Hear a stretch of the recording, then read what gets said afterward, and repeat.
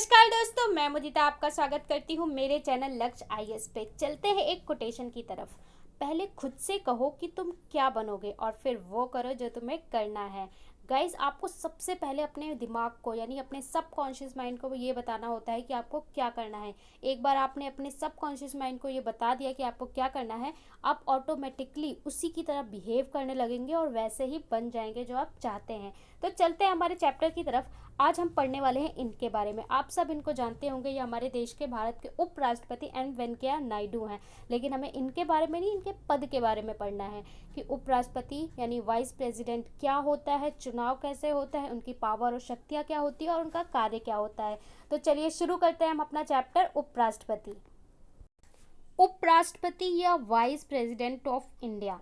Vice president of India जो पद होता है यानी पोजीशन होता है, ये देश का दूसरा सर्वोच्च पद है। यानी भारत में सबसे ऊंचा पद अगर किसी का होता है तो वो होता है राष्ट्रपति का, और दूसरे नंबर पे जो पद होता है वो किसका होता है, उपराष्ट्रपति का। अब ये जो पद है ये हमने लिया कहाँ से है, ये आया कहाँ से है, ये लिया हमने अमेरिकी संविधान से। अमेरिका के संविधान में क्या होता है, राष्ट्रपति और उपराष्ट्रपति का पद होता है, तो वहीं से प्रभावित होकर भारत के संविधान में भी उपराष्ट्रपति का पद ऐड किया गया। इसके बाद चलते हैं कि उपराष्ट्रपति का निर्वाचन कैसे होता है। तो इनका निर्वाचन संसद के सदस्यों द्वारा होता है। यानी संसद में राज्यसभा होती है, लोकसभा होती है, दोनों के सदस्य होते हैं, वो वोट करते हैं और उपराष्ट्रपति को चुना जाता है अप्रत्यक्ष रूप से। यानी जनता नहीं चुनती, जनता के चुने हुए प्रतिनिधि ही उपराष्ट्रपति को चुनते हैं। पर ये राष्ट्रपति से थोड़ा अलग होता है। राष्ट्रपति में जहाँ हमने देखा था कि वहाँ पे क्या होता था कि राज्यसभा, लोकसभा और विधानसभा के भी वोट करते थे। यानी सारे राज्यों की जो विधानसभा होती थी उसके सदस्य भी वोट करते थे।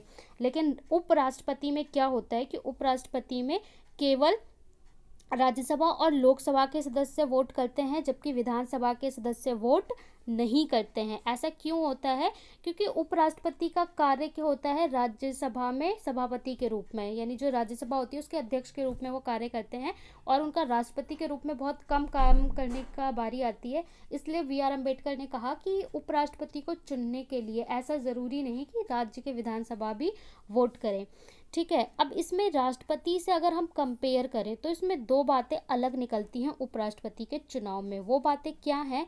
पहली तो ये कि संसद के निर्वाचित और मनोनीत दोनों सदस्य वोट करते हैं, जबकि हमने राष्ट्रपति में ये पढ़ा था कि राष्ट्रपति में केवल और केवल निर्वाचित सदस्य वोट करते थे और मनोनीत नहीं करते थे।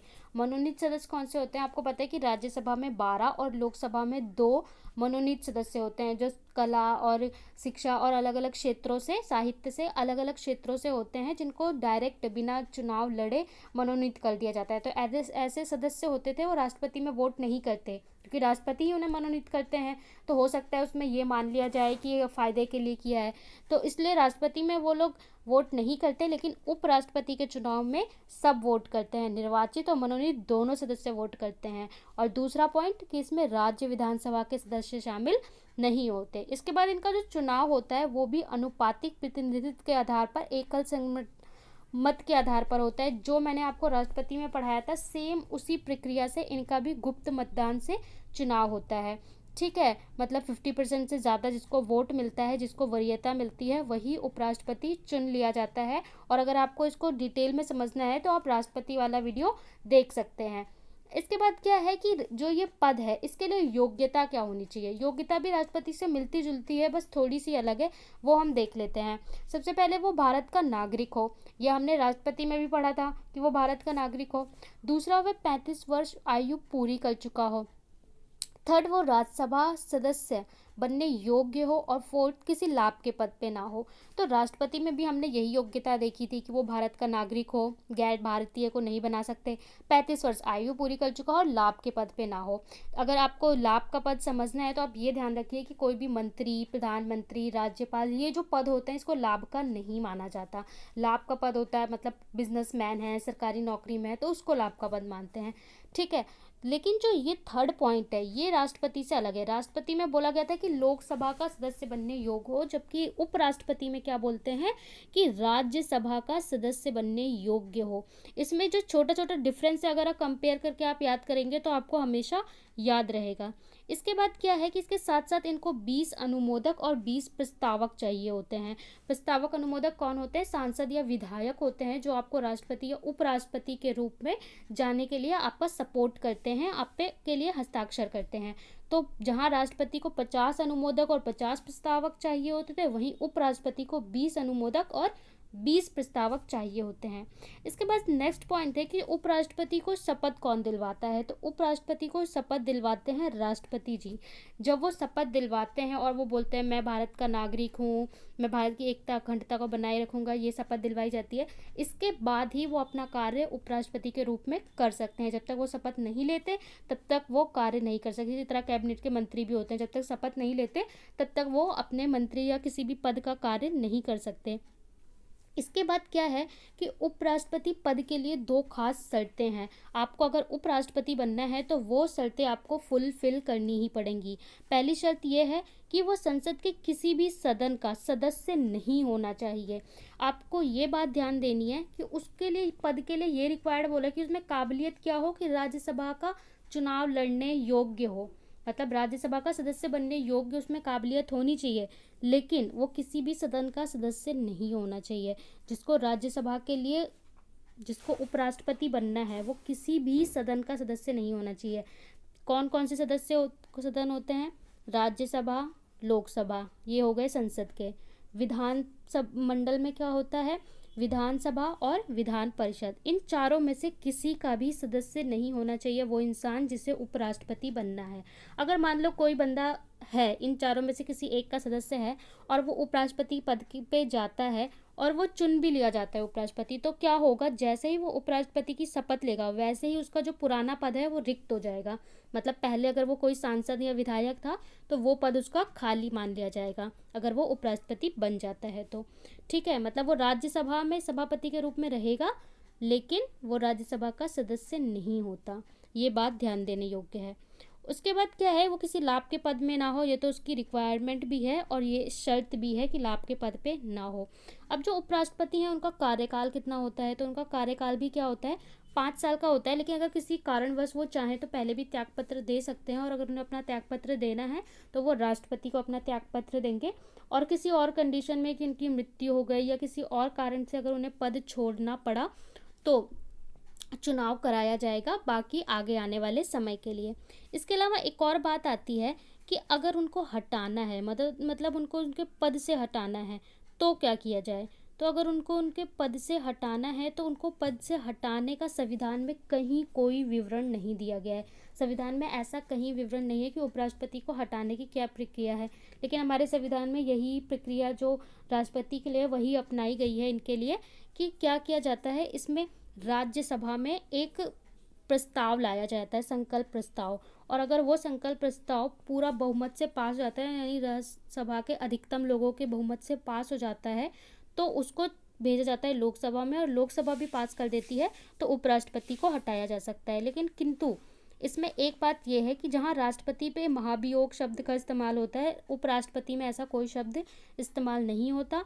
दूसरा, राष्ट्रपति में जो बिल था वो लोकसभा या राज्यसभा कहीं भी लाया जा सकता था महाभियोग, लेकिन उपराष्ट्रपति में केवल और केवल पहले राज्यसभा में, अगर राज्यसभा में पारित होता है तब जाएगा लोकसभा में। उसमें भी कंडीशन है कि उससे पहले 14 दिन का नोटिस भेजना पड़ता है। किसको?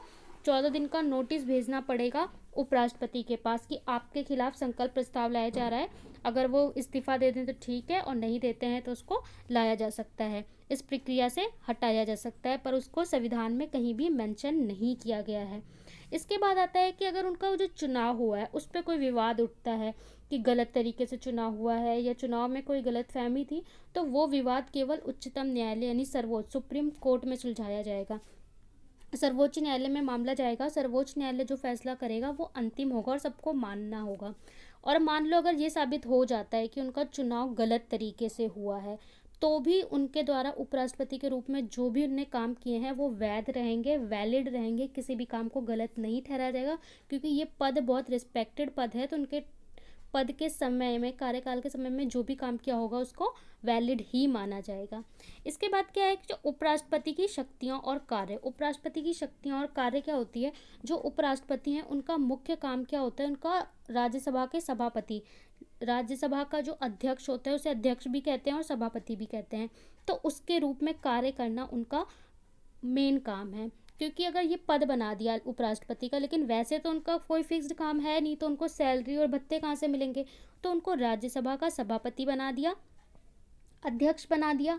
तो इसके तहत वो राज्यसभा के सदस्य नहीं होते लेकिन सभापति होते हैं, तो उनको वही सारे वेतन भत्ते और शक्तियाँ दी जाती हैं जो लोकसभा के अध्यक्ष को यानी लोकसभा के स्पीकर्स को मिलते हैं। वही राज्यसभा के सभापति को वही वेतन भत्ते और सब कुछ दिया जाता है और वही कार्य उनके भी होते हैं। तो इस तरीके से उनका पहला काम क्या होता है कि वो राज्यसभा के सभापति के रूप में काम करते हैं और उसी के भांति उनको शक्तियाँ और वेतन सारे मिलते हैं। सभापति के ही नाम पे ही उनको सारे वेतन भत्ते, जितना मेडिकल, सैलरी, सब कुछ उसी से मिलती है। इसके अलावा क्या है कि अगर राष्ट्रपति का पद खाली हो, पद अगर कार्यकाल से खाली हो तो नहीं, अगर पद उनका राष्ट्रपति का त्यागपत्र देने से, किसी उनकी मृत्यु हो जाने से या अचानक खाली हो जाता है, तो उस वक्त हमारे उपराष्ट्रपति राष्ट्रपति के रूप में कार्य कर सकते हैं। ये अनुच्छेद 65 में कहा गया है।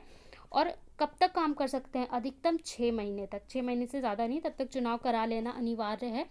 लेकिन अब यहाँ पे एक बात आती है कि अधिकतम 6 महीने, लेकिन अगर हम यहीं पे अमेरिका से कंपेयर करें, अमेरिका के उपराष्ट्रपति से, तो अमेरिका का उपराष्ट्रपति का काम क्या होता है कि अगर राष्ट्रपति के किसी कारणवश हटने से उपराष्ट्रपति राष्ट्रपति का कार्य करते हैं, तो क्या होता है वो तब तक पद पर बने रहते हैं जब तक बचा हुआ कार्यकाल है।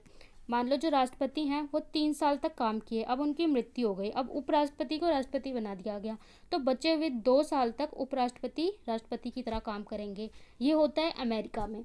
लेकिन भारत में क्या होता है? भारत में होता है कि अगर उपराष्ट्रपति कार्यवाहक शब्द यूज़ करते हैं, कार्यवाहक मतलब राष्ट्रपति की जगह पे अगर काम कर रहे हैं, तो अधिकतम 6 महीने, 6 महीने से ज़्यादा वो कार्य नहीं कर सकते। तो इस तरीके से हमने कंपेयर देख लिया। इस तरीके से हमने उपराष्ट्रपति का चैप्टर लक्ष्मीकांत का 18 कंप्लीट किया, समझ लिया। आप कभी भी किसी भी पद को पढ़ते हैं, राष्ट्रपति पढ़ें, उपराष्ट्रपति पढ़ें, तो एक दूसरे से कंपेयर करके पढ़ें। यानी राष्ट्रपति तो उपराष्ट्रपति, राज्यपाल, इसी तरह प्रधानमंत्री पढ़ें तो मुख्यमंत्री, तो आपको हमेशा याद रहेगा। और पावर्स भी लगभग सेम होती हैं, तो आप कंपेयर कर सकते हैं। यहाँ पे ये चैप्टर हमारा कंप्लीट होता है। अगर आपको अच्छा लगा है तो लाइक करें, शेयर करें, सब्सक्राइब करें, अपने फ्रेंड के साथ भी शेयर करें और पढ़ते रहें। देखने के लिए बहुत बहुत धन्यवाद।